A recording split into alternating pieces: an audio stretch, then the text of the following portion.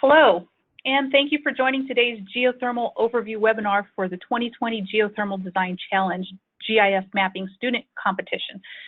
My name is Phyllis King, and I will facilitate today's webinar. The 2020 Geothermal Design Challenge Student Competition focuses on a non-technical barrier to geothermal development to foster understanding and share the benefits of geothermal energy technologies. For the challenge, student teams will use Geographic Information System Mapping, or GIS mapping, to create an infographic or poster or an interactive map to discover potential opportunities for this renewable energy source. In a couple minutes, Dr. Rob Pogorny will present slides providing some insight on geothermal energy, and he'll explain how GIS mapping could play a role in this technology. Dr. Pogorny is INL's Idaho National Laboratory's Geothermal Program Manager. So moving forward, we ask that you keep your connections muted during the webinar. And if you have a question, please use the question function in the sidebar.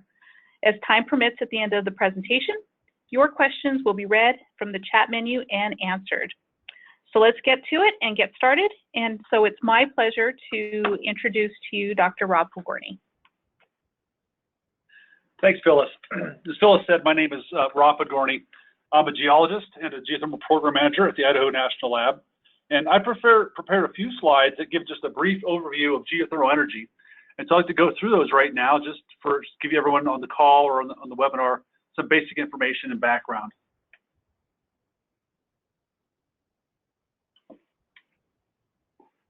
So in general, I want to talk about a few big topics. And the first one is, why is geothermal energy important?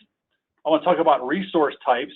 And while we can go into a lot more fine-grained detail, we're going to keep this at a fairly high level and speak generally about hydrothermal, enhanced geothermal systems, or EGS, and direct use. We'll talk about where the resources are located, what the resource space is, and I'll show some examples of GIS applications that we've used here at the Idaho National Lab and looking at geothermal resources. So why is geothermal energy important? And I'll admit that I may be a bit biased, that I am a geologist who's been doing geothermal energy research for the better part of the last decade. So I am maybe a little bit biased, but in general, I think these points are all, they're honest and straight up. But first of all, geothermal energy, it's renewable. And in large, I say an inexhaustible supply of heat from the Earth's core.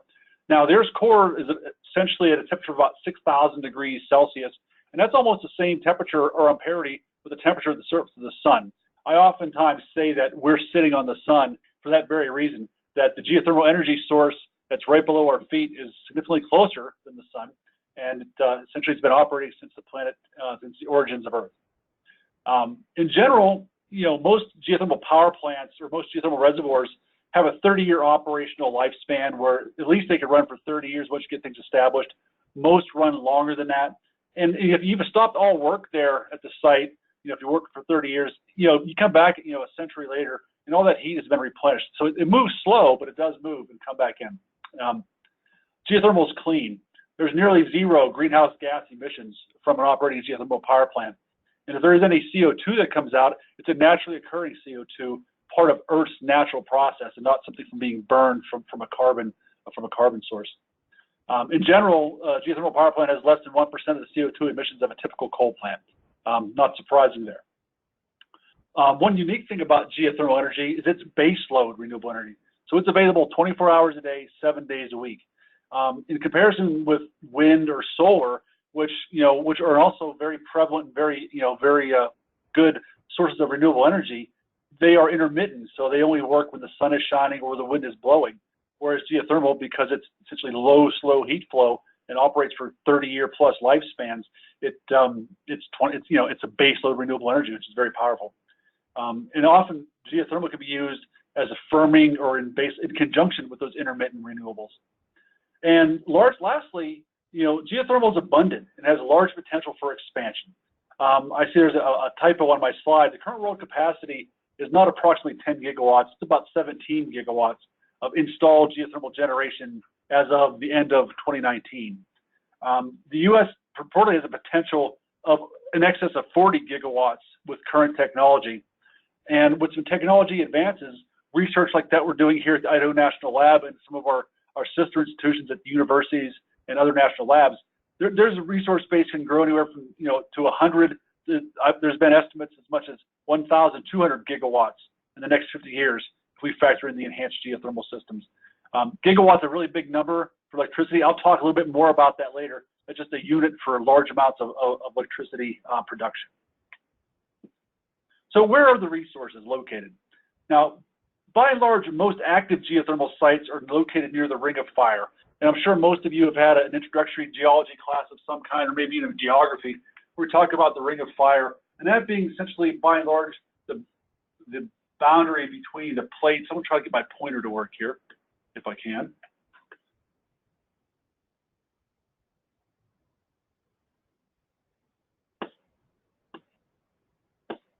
So we got it now. So, essentially the boundary from plate tectonics, the boundary between the Earth's plates, be they mid-ocean ridges or ocean spreading centers or subduction zones, which you may have around the Ring of Fire. Also areas of recent volcanism, things like where you would see here, you kind of covered up, but places like Hawaii, places like Iceland, where there's recent volcanism. And in general, areas where there's higher than average heat flow on the Earth. So the average heat flow is approximately 20 milliwatts per meter squared. That's a fairly small number.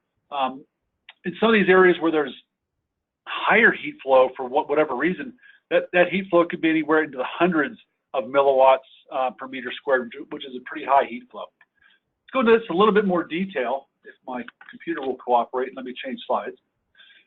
So why are these areas of high heat flow? Why are they where they are? Essentially, those plate margins of that Ring of Fire, they correspond to weak, usually densely fractured zones where you get this really high heat flow. Let's see if my pointer is going to work for me again here without changing the slides. I guess we'll just go without the pointer. But essentially, there's areas of higher heat flow. So it's shown here on this figure where you have volcanoes, where you have mid-ocean ridges. So a plate boundary, so right down the center here would be a mid-ocean ridge where the Earth's essentially spreading apart. Subduction zones. So you go off either side of that center of that image I showed where the plates are dropping down, the oceanic plates are dropping down below or subducting below the continental plates. You also have hotspots like Idaho or like Hawaii. So Idaho would be the Yellowstone hotspot. There's recent volcanism there where the Earth's plate is moving over a mantle plume. Same thing with Hawaii. So all these areas make for very high heat flow. The rocks be fractured up and broke so that heat can move and fluids can move, and we can create some geothermal resources. So at a high level, I'm going to talk about the types of geothermal resources. So at the very top here, this is a hydrothermal resource. Essentially, this is a resource that relies on existing permeability, and you have a geothermal reservoir in the ground. And I'll go into some of these topics in the carry-on slide, or a following slide. But essentially, what you do in these, by and large, is you'll see where there's some existing permeability by seeing some evidence of it on the ground, and you could drill wells into that resource, extract, and also inject fluids. And when you pull that fluid out at a high temperature, you create some electricity. You use that fluid for a beneficial use. Then once it cools down, you put it back into the earth, so you have a zero or as much of a net zero use of water. I mean, you lose some, but you try to minimize that. So following from the hydrothermal are enhanced geothermal systems. This is a research topic that's been looked at for essentially maybe as many as 40 years. Early on, it was known as hot, dry rock. And so what that essentially means is you can't rely on existing permeability. You don't have a resource or a reservoir underground, so you have to take steps to create that reservoir. It's largely experimental, and I'll talk a bit more about a very high-profile research site that's actually being built right now. It's sponsored by the Department of Energy, the Geothermal Technologies Office. Now, of those two types I already showed you, the hydrothermal or in some ways enhanced geothermal, we generally characterize those resources, those reservoirs, in three ways. So it would be a dry steam, wet steam, and I'll talk more about these later, or a flash, or a binary system. So that's how you take that heat that you pull out of the ground, and how you create electricity from those is by one of those three methods of how it works on the surface. And the last thing we're going to talk about some are direct use geothermal. So if your temperatures aren't high enough, as in hydrothermal or enhanced geothermal system, to create electricity or easily create electricity, you can actually have lower temperature for this direct use, where you use the heat directly in either industrial, residential, agriculture, or horticulture, these kind of applications, essentially to offset other energy you may need to use from other ways. So it's a very large area of research, and it's one that's growing. So just shown here on these photographs, just really quickly, the top photograph there essentially was just an agricultural well that was drilled many decades ago. They were drilling for water, for irrigation, and within a very short distance from the Earth's surface, they hit hot water, and it's too hot to use for growing crops, so it would kill them. The well was capped off, and over time, it's just a slow flow of hot water that can flow out of the ground. So essentially, an artificially created hot spring is what you're looking at there. And the lower photograph is a binary power plant. That's looking at essentially the main feature in that photograph are the cooling towers. So you see the four little like stacks with the condensate coming out of them. Essentially, that is the Raft River Geothermal Power Plant in southern Idaho. So hydrothermal systems, how do they work? Essentially, any geothermal system is made up of three general components. You have a heat source, you have a reservoir, and heat transfer fluid. So if you go over to the very right-hand side, and I'm going to try one more time to get my pointer to actually work as a highlighter here, to make it easier for me to discuss these things. If we're lucky, it'll work. I don't know. I'm not seeing it working. No, I'll give it one more try. Let me try one other thing.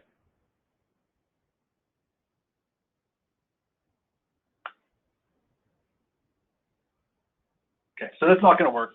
So if you go to the right-hand side, what you'll see is all three of those components shown graphically in a generalized, cartoonish, conceptual cross-section through the Earth's surface. So what you're seeing in this cross-section from the very bottom, where in the red and orange, where it says convecting magma, that's where we're getting down in the essentially near the core of the Earth or somewhere in the upper mantle, where we actually have very hot rocks at depth where the magma can actually still be moving.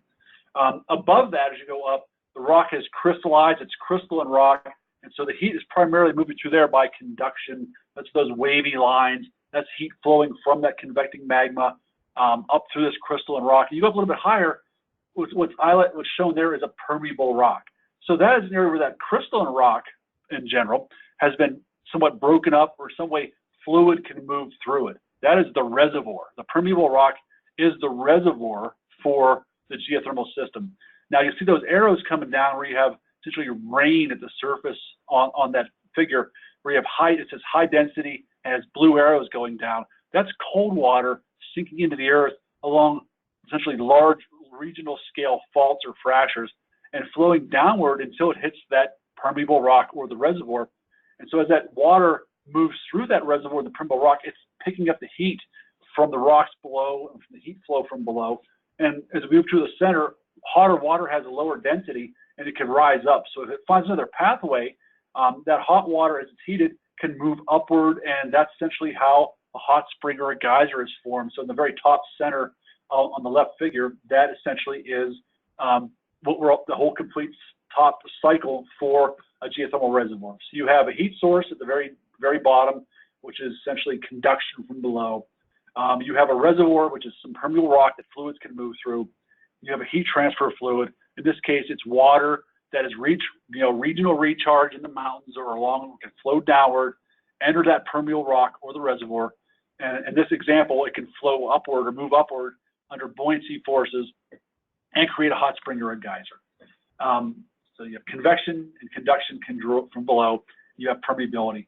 And in early times, exploration for geothermal resources for this hydrothermal system, if you'd see a geyser or a hot spring or at the surface, or what used to be a geyser or a hot spring by specific rock deposits, we would have an idea that, or a good indication that we could drill a well somewhere into this area and encounter that either that permeable rock or that fractured pathway where that water was coming forward, and we could short circuit that to some degree, capture that hot fluid, and create electricity from it, and essentially put a man-made loop into that same figure.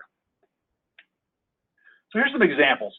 So the uppermost photograph here, this is the geysers in Northern California. It's near Santa Rosa, north of the Bay Area. This is the first U.S. plant. It started around 1960. It is the largest geothermal power I would say, plant or area in the world. It actually has dry steam. I'll talk more a bit about that, how the dry steam actually operates. But the geysers, it is the longest running and largest in the world, largest in the U.S., largest in the world, first in the U.S. for geothermal production. The lower figure there is your narrator here in Iceland about almost a decade ago, over a decade ago now, doing a well test at the Sheldy field in Iceland. It's outside Reykjavik. Here, essentially, it's a flash steam plant. What you're seeing behind me is a well test where the water in the pipe is coming out under high pressure water, but as soon as the pressure is lowered, it flashes the steam in that drum-looking thing behind there where the steam or the condensate is coming out. So essentially, that is a flash steam plant. Interestingly enough, single wells at that Sheldy field are producing as much as 20 megawatts, which is a very big number for electrical generation. Now, an area of a large amount of research are enhanced geothermal systems. And essentially, an enhanced geothermal system, these are geothermal reservoirs that do not require the natural convective hydrothermal resource. So what we're trying to do by way of research and engineering is so we can move away from that ring of fire, where we don't have to essentially rely on natural components, essentially for the fluid flow to move through the reservoir. And any site, anywhere on Earth, if you drill to sufficient depths, you'll find temperatures. It's just a matter of how deep you have to go. As I said earlier, this was formerly known as hot, dry rock, where the basic thought was if you drill a well into hot rocks and you do a dry well, which is usually considered a failure in most exploration schemes, but we have hot, dry rock, and we have a way with technology to create the reservoir, then essentially we've increased the geothermal resource base by orders of magnitude. There's a research site called FORGE, and FORGE is an acronym that stands for the Frontier Observatory for Research in Geothermal Energy. Now, there's a laboratory at a site near Milford, Utah, that's operated by a team called the Utah FORGE, which is the University of Utah and the Utah Energy and Geoscience Institute. I'll show more about that in following slides. And some EGS systems, they're being tested and developed actually all over the world. So in France, Australia, Japan, Germany, US, Switzerland, a number of the other countries are actually trying to do this research to try to bring this enormous resource base to commercial production with the goal of essentially baseload renewable energy. So how does EGS work? If you recall back to where I showed that cross section, you always have to have a heat source, you always have to have hot rock, but you may or may not have the fluid, and usually you don't have a reservoir, but we have to create it, and how? And that's where the EGS comes in. So on the right-hand side here is a very generalized and really not even true to life schematic, but it's used to illustrate the purpose. For an EGS or enhanced geothermal system development life cycle, I apologize. So essentially the reservoir is created by the stimulation of the subsurface. So essentially what you'll do is on that schematic here on the right-hand side of the slide, is you could drill some wells and deviate them pretty strongly in a horizontal, like a horizontal well. And you could break the rock via fracture reactivation, or creating shear fractures by increasing the hydraulic pressure in the subsurface. And once you actually create these fractures and inject some fluid into it, you can map where the fractures go and essentially drill a second well to intercept those fractures, and so you can create an artificial flow loop where you have one side where cold water can come in, one side where hot water goes out, and therefore you have this enhanced or engineered geothermal system. Now, the reason I said this, why EGS is such a big area of research is that it's because the resource base is truly enormous. There's a landmark publication actually sponsored by the U.S. Department of Energy and worked by the Idaho National Lab, published as an MIT report in 2006. It's called The Future of Geothermal Energy. And what that really outlined, it really kicked off a lot of recent work and the work that we're doing right now.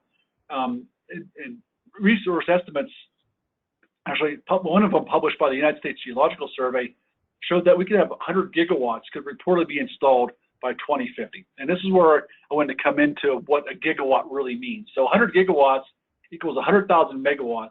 Essentially, that equals enough electricity to power 100 million homes.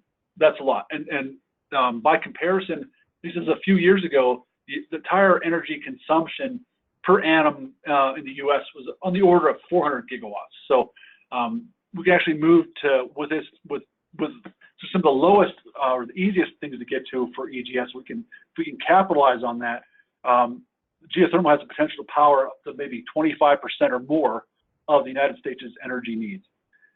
They identified a number of high-grade areas, but you can see here, most of those areas where you see on this figure on the right, essentially the hotter the color, the higher the state outline is kind of pumped up from the baseline is where the highest resource base is.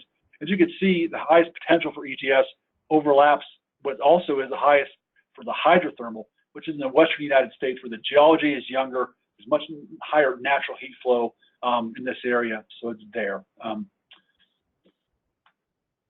So the EGS Field Laboratory, or FORGE.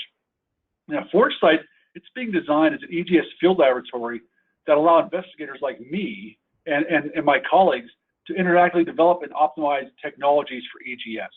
As I said earlier, this site is near Milford, Utah, and the Utah FORGE team is from the University of Utah and the University of Utah Energy and Geoscience Institute.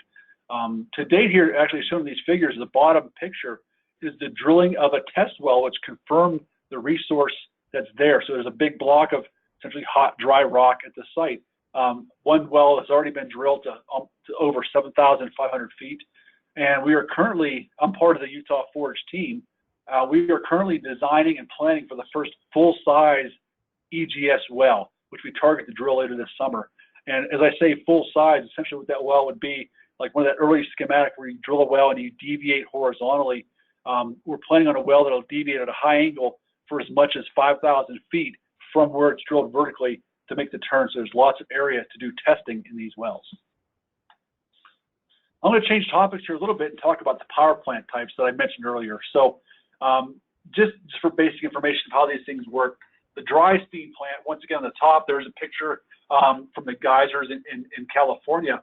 And how that operates, if you go to the left side, is that red pipe coming out of the ground essentially is pulling dry steam. So it's steam that's so hot and so superheated that there's really no moisture in it. It's just dry steam. And that steam comes straight out of the ground, go through a turbine. The turbine spins a generator, makes electricity. It's that simple. Comes out, you can condense that, cool it, and you put it back in the ground. We drop down one level of flash steam or wet steam. The photograph there on the center right is actually from a power plant from that same place in Iceland that has the Shelby field. But the power plant system on the left center is a bit more complicated. So you're still pulling hot fluid out of the ground, but it's come out as a mix of superheated water and steam. And so you actually have a separator there where you have steam and brine or steam and hot water, where the steam part goes and turns a turbine, just the same as the dry steam did. But you have a bit more piping work for cooling it off, cooling towers. You could also have secondary systems that kind of cascade off there. But in the end, you try to take your fluid and put it back in the ground so you don't have the minimal use of water. And the last one is a binary power plant. So the bottom right, that's a close-up of that Raft River geothermal plant in southern Idaho. And what you're seeing here are essentially 4 separate heat exchangers. And if you look over to the bottom left, it shows how those heat exchangers work. Well, you'll have a well in the production side pulling hot water from the ground, but the water is not hot enough to flash to steam, or it's marginally hot enough to flash to steam. So what you do instead is you put that water through a heat exchanger, you heat a binary fluid or a secondary working fluid that actually can flash to a vapor at a lower temperature. So there's a number of different fluids that can be used, as alcohols, refrigerants of some type. So what you have coming through there is the water that comes out of the ground really never ever touches the geothermal power plant. It just comes through, heats up a secondary or a binary fluid, and that binary fluid still flashes to a vapor, spins a turbine, just like the other two. You cool it off and start the process again. So that's the engineering part of it. I'm a geologist. That's as deep as I go in engineering. Being the geologist, I care about how to get that stuff to the ground or up from the ground. Changing topics again, I want to talk just briefly about direct use or low temperature geothermal. So geothermal heat can also be used directly in numerous applications. Shown here on the right is a schematic from the National Renewable Energy Lab they published in 2004, which gives a basic idea of how it works. So you still have a simple geothermal reservoir where you can pump fluid out, you put it through a series of heat exchangers, much like we do for the geothermal power plant shown before. But what you do then is you take that heated water, you have a secondary fluid loop that could go through and heat buildings, it could heat homes, essentially to be used for any kind of a process where you need process heat. And then essentially, once again, you return the fluid back to the ground. So you have one cycle that pulls the heat from the ground, another system that takes that heat and distributes it somewhere to use. Now, low temperature geothermal resources exist throughout the United States. Mostly the highest resources are in the West because of the higher heat flow and the higher percentage of essentially the younger geology. But the eastern locations are also being actively explored. There's a number of areas throughout the country where we still have marginally warm enough water that something can be done with it for a beneficial use. And as I said earlier, some of those applications include district heating, where essentially you pump hot water through a city and people can heat their homes or businesses and essentially recycle that water and keep a continuous loop. Agriculture, you use greenhouses for drying of crop products. Aquaculture or fish farming. And we actually, even here in Idaho, we have an alligator farms in parts of southern Idaho. You don't think about alligator farms in the high desert, but we have such a high heat flow in some areas where you have this warm processed water coming out that alligators can live here, and leftover fish from fish farming are used to feed them. So it's pretty interesting. So actually, sticking close to home for me, as an example for a direct use, it's the Boise, Idaho district heating system. The city of Boise has the world's longest running geothermal district heating system. It actually started operation in 1892. And for longevity purposes, for a point of clarification, they're still using some of the wells that were drilled in the 1890s today to produce hot water for the city of Boise and general region. So many parts of the city are supplied with heat. The system is undergoing large expansions. Idaho actually brags about having their Capitol building is heated on this system. And I would point out that I've given presentations to the Idaho legislature, and they're very happy to see. They always say that Idaho's in hot water, which we like to have. So and the system itself, the water comes out at almost 180 degrees Fahrenheit, and it moves through this network of pipes. And last year, they actually, by tracking it, they warmed more than 6 million square feet of building space. And lower right-hand picture, on the right-hand side, the bottom right, is a picture of the Idaho Capitol building that's heated exclusively from geothermal energy. And people have taken it as a point of pride because of the energy savings, cleaning, help them keeping pollutants out of the environment, where buildings will actually have placards and take pride in being heated by the geothermal system in the city itself. That's the upper photograph. Let's talk a little bit about the worldwide installed capacity for geothermal. I said earlier, one of my opening slides, I said it was wrong, where I said there was 10 megawatts. Then I misspoke again and said 17. The correct answer, as I pulled from the data just last week, is about 15 megawatts right now. And that's actually being generated in 27 countries across the globe, providing electricity for over 50 million people.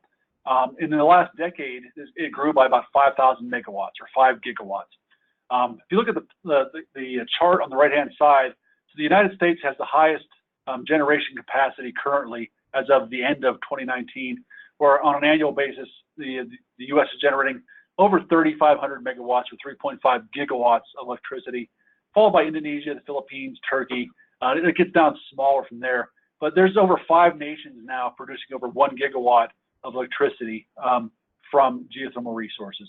As a geothermist, I'm pretty proud of that, to see that number growing so fast. We hope to continue this trend. Now, and some nations actually have a very high percentage of all their electric generation coming from geothermal, like Iceland or the Philippines. And while the U.S. has the highest generation, but overall it's pretty low right now in the total makeup for electricity generation in the United States. I said earlier, the numbers, I don't have the exact number for total U.S. generation, but if we think on the order of 400 gigawatts, where it's less than 1% coming from geothermal, geothermal is coming in a little over 3.5 gigawatts. So the U.S. hydrothermal development, where is it really occurring? As I said earlier, mostly in the West, and 9 Western states supply the majority of the U.S. supply. Mostly, as I said earlier, due to recent volcanism, mountain building, the younger geology. California is the largest by far, driven by the geysers and the Imperial Valley. But the Basin and Range province, so if you look at the center of that map, the Basin and Range geologic province, and the states they're in produce quite a bit. And I just noticed another mistake here. Nevada, Utah, Hawaii is not part of the Basin and Range, but Idaho is, Alaska is not either. But most of it comes from the Basin and Range. And the Hawaii Big Island used to have a large percentage of geothermal. I know that the recent volcanic eruptions there buried the power plant there that was on the Big Island. I know they're restarting that plant. I'm not sure when, but that's you're that close to a volcano, it can become somewhat challenging. Now, let's talk about a little bit how you find geothermal resources, and kind of dialing into what might be ways that you could think of, or things you could think of for the Geothermal Design Challenge. So, and this is paraphrasing from a number of different sources, but the steps to find or delineate a hydrothermal resource in general, because of the 3 different steps. We'll do some reconnaissance, we'll look for prospects, and we'll essentially really appraise a project. Right now, we're just going to talk about the far left-hand side, which is regional reconnaissance. And because the reason that is because it's really a great place for things like geographic information systems to lend a, to bring something to bear for the process. Because if you look at the kind of data that you're looking at, I think my next slide kind of goes into that. On this first step, or the first stage for exploration, you look at things like local and regional geologic maps. You look at things like geophysical surveys, and those of you that may not be geoscientists, we can take measurements of the gravity field, the magnetic field, seismic, electrical resistance, and these kind of things by indirect means, and those really become amenable to using and putting on a map. We can get well data, things like with lithology, borehole geophysics, or what things look like at depth, temperature, bottom hole temperatures, logs. Once again, all things that you have point data that you can use to build a map and share data. Things like geochemistry, what the quality of the waters look like, also very amenable to making maps and to present data. Moving over to the right-hand side, remote sensing imagery. These things like satellite images, aerial photographs, satellite data, things like INSAR, all these things are very amenable to be used for GIS, and also very useful in telling something of a story that can tell you something about geothermal. Faulting, geothermal faulting, young faulting, by and large, or if the faults or the breaks in the rock are young enough, they may have fluid moving through them. Strain rates, essentially where you can take point measurements of how fast the Earth's surface is moving, and we can look at that, once again, on maps to make some deformation fields, give us an idea what's going on. Have maps of recent volcanism. And of course, I can keep going on, but literature searching in general for things about the data. But most everything you see on here are things that we would, as our team would go through to try to identify a geothermal resource. Most all of it is amenable to being treated with GIS and GIS tools. So essentially what you can do in some areas for resource, trying to identify a resource, you can take many of those things. So what's shown here on the left is a highlight of just that first phase from 2 slides ago. But you can compile a lot of these different kind of information and look at it in very interesting ways. So you can bring all this relevant information, do some form of map algebra or other ways to combine them. And in such a way, you can make maps out of those that enable direct comparison and discovery of new relationships in the data. And that synthesis into these diverse data can generate questions, ideas, and concepts that in the end, we would hope as geothermists to identify a prospect. So a few examples. So, earlier on, I showed that image that had, on the right here, I showed this earlier, that is a GIS map that has to do with some geothermal resource areas in the Western United States. This map was made probably 20 or 30 years ago by some colleagues, my forefathers here at the Idaho National Lab. But what's shown here, actually on the same figure on the left, is the winner from last year's Geothermal Design Challenge, and they were using, their topic was called, I think, GIS and machine learning to identify places for well drilling. So they used some GIS tools and publicly available data, plus machine learning, to come up with a bunch of maps that made recommendations of where we could put a well. Our challenge to the last year of the team was, where should we put a well at that Forge Enhanced Geothermal System site? And this team, not sure they picked where we did that, but they used really good data sets and really good intuitive tools to present their data really well via map interfaces, and they eventually walked away as the winner. Another application here are web-based map servers. So actually, this is another one, and I'm showing a lot from the Forge site in Utah, the EGS site, because that's where I do the majority of my research currently.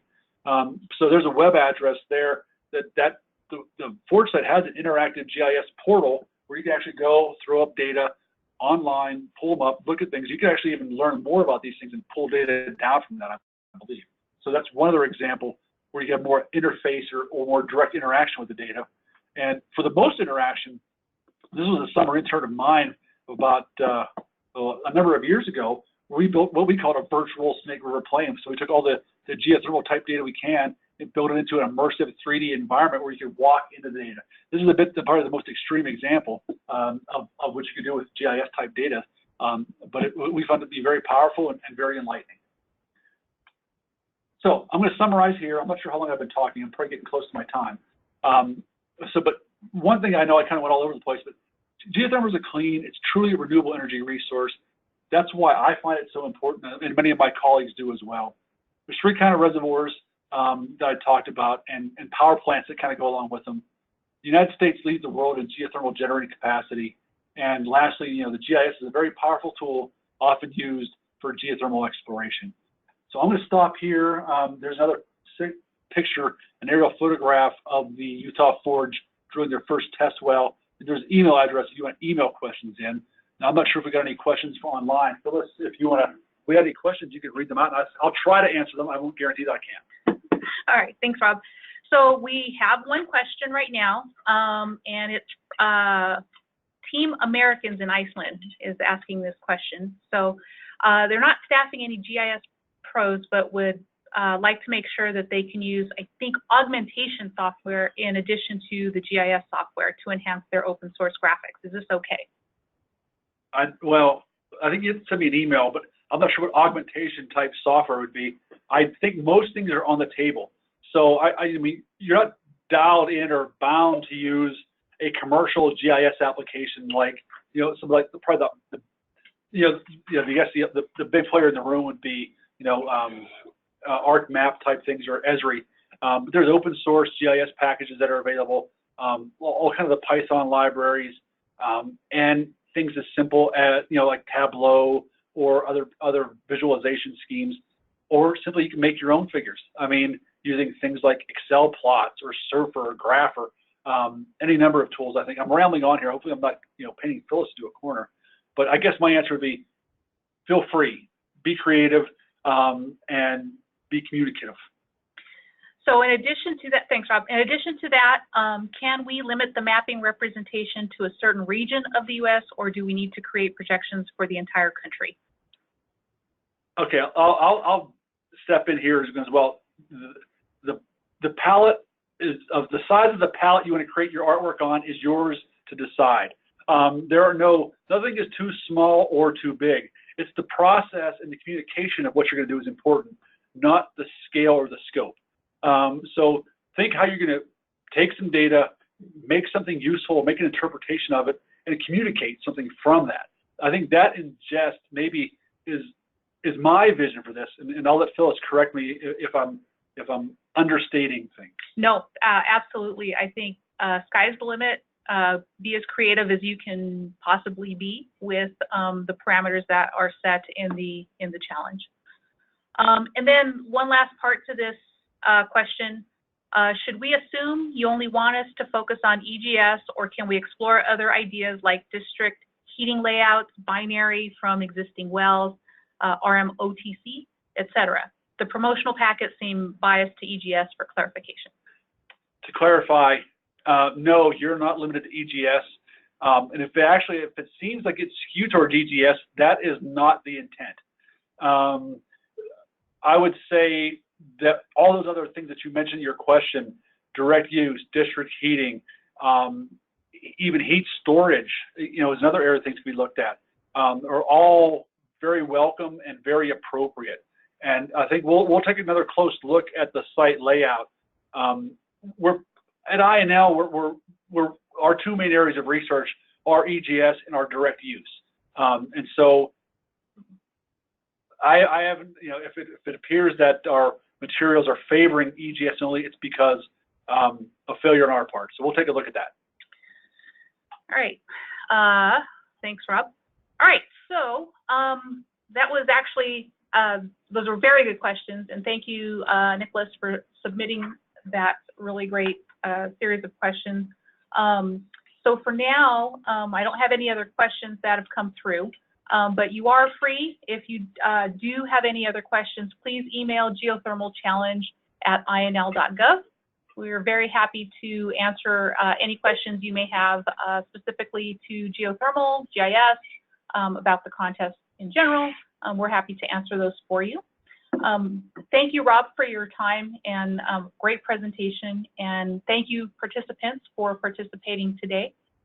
Just so you know, this webinar has been recorded and it will be available on the Geothermal Design website at geothermalchallenge.com. So be sure to look for it there, as well as the slides. The slides will also be available online. And any questions that come through, we're sure to post them as FAQs, so you have access to questions and answers that we provide. Next month, we will host another webinar specific to GIS mapping, and please look on our website for the registration to this webinar. And so for now, we'll see you next time, and have a great day. Thanks, everyone. Thank you.